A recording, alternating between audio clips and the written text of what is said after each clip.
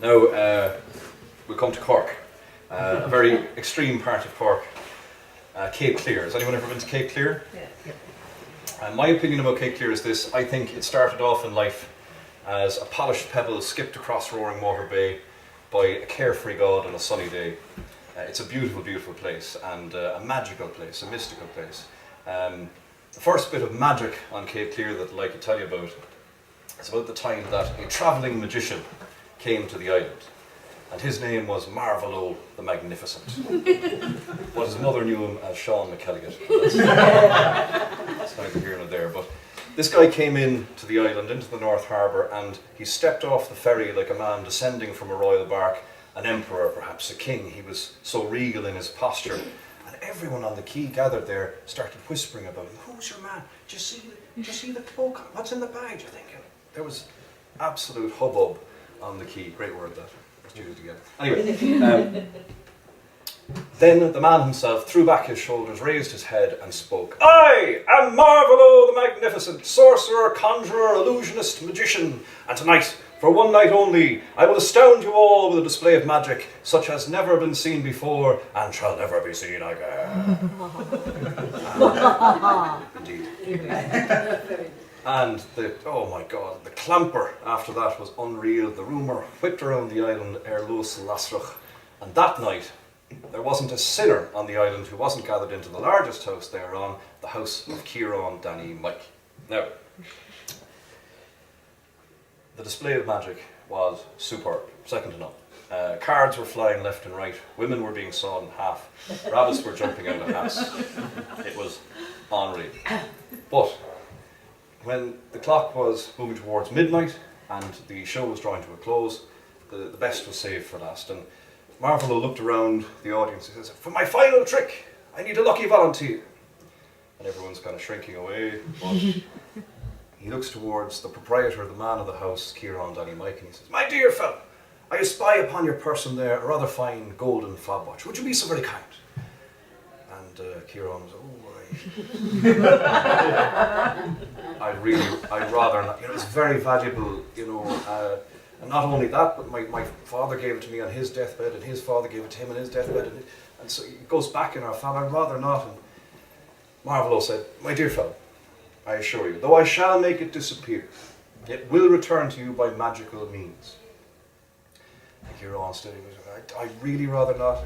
My dear fellow, I assure you, though I shall make it disappear, I will return it to you by magical means." And then the crowd were starting to get on Cillian's back. Go on, Cillian. Go on. The way that Irish people inevitably do, but still. And then in the end, he gave in and he handed over the fob watch. And again, Marvolo said to him, "Just let me assure you, my good man, that though I shall make it disappear, it will return to you by magical means." And then he took the fob watch and hung it by its chain, swung it left and right, once, twice, three times, gone, disappeared into thin air.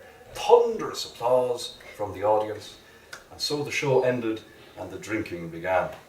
And it went on all night. Ihe Gumadden or Aderther Sagaige. They even started in the Fat Frogs. It was pretty fun. But anyway, the following morning then, the whole crowd was there to see Marvolo the magician off as he sailed away on the ferry. And it was only as the ferry pulled around out of the harbour and out to sea that Cillian remembered the watch. Oh, what kind of a dope am I? Oh my God, my father's watch, my grandfather's watch, the watch that's gone back in our family for 200 years, and it's gone sailing away. Oh. He was close to tears, but there was nothing for it. Can't cry over spilt milk. And so he turned on his heel and walked away and headed for home. And as he was walking home, he passed the first house where one of his neighbours came to the half door, cried out, Cillian, come in for a cup of tea." "No, I won't. I have to go home. I'm not on the farm anyway." And on he walked, past a second house, another neighbour out to the half door. Cillian, come in for a cup of tea." "No, I'm not on the farm. Would you go away from me? I'm going home." On he trudged. But then of course the third neighbour can't refuse the third time. Third neighbour, "Cillian, come in for a cup of tea. The wife's done a bit of bacon anyway, come on." Is that bacon? Oh. And in he went. And there on the table cooling were 3 pies.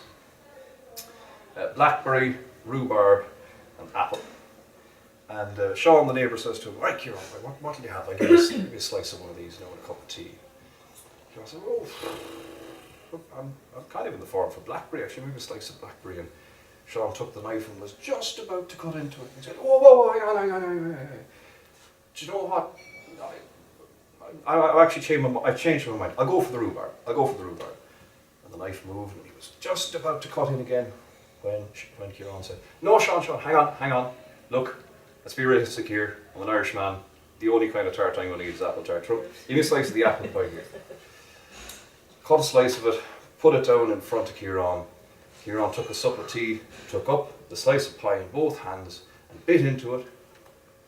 And what was in the slice, ladies and gentlemen? Apple. Correct, yeah. Because Marvolo had stolen the watch.